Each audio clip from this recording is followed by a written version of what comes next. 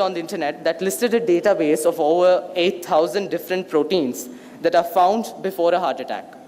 Now I decided to go and make it my new mission to go through all these proteins and see which one could serve as an optimal biomarker for a non-invasive detection of these asymptomatic heart attacks.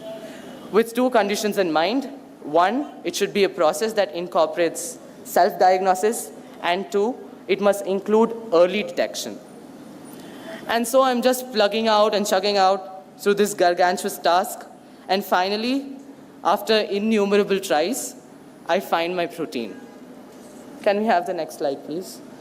And the name of the protein that I located is called FABP3. And it's a protein that's found at levels close to 4 nanograms per ml in normal human beings. But on the onset of a cardiac ischemia, the levels of the protein keeps increasing abysmally. So that's the trigger point. So that's the signal that the heart is giving us. The key is that it is found in the earliest stages of a myocardial infarction or a cardiac arrest. So when someone has close to 100% chance of survival. So now that I'd found a reliable protein to detect, so I then shifted my actual focus to actually detecting that protein, and thus silent heart attacks. Now my breakthrough came in the most unlikely place for innovation, possibly the most unlikely place for innovation, my high school biology class, the absolute abhor or stifler of innovation. So, and I snuck in this article of protein differentiation from where I started my research, and but it was shortly afterwards that I discovered that my once brilliant procedure had something like 1 million holes in it. And over the course of 23 months, almost 23 months, I painstakingly filled each and every one of those holes. And the result, one small patch type sensor that costs rupees 900 and works 24/7. Can we have the next slide, please? So this is the patch. This is the patch type sensor.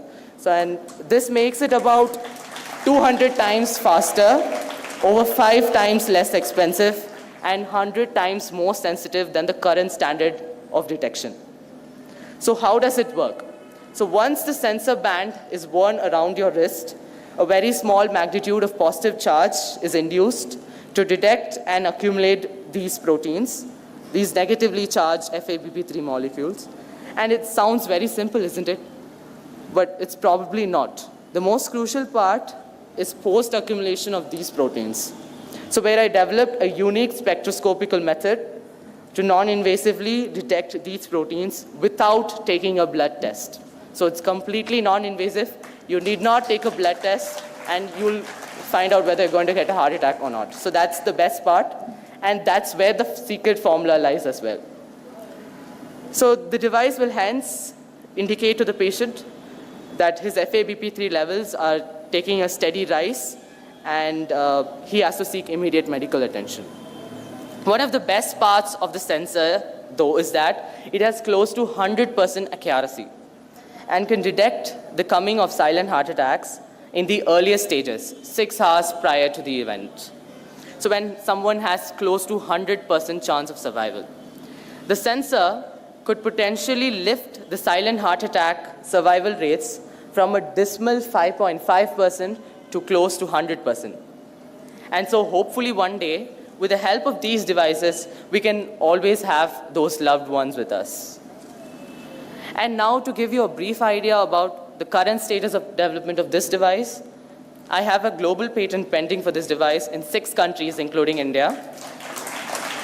After signing a MOU with AIIMS New Delhi and the Ministry of Health and Family Welfare, Government of India, for the commercial production of the device earlier this year.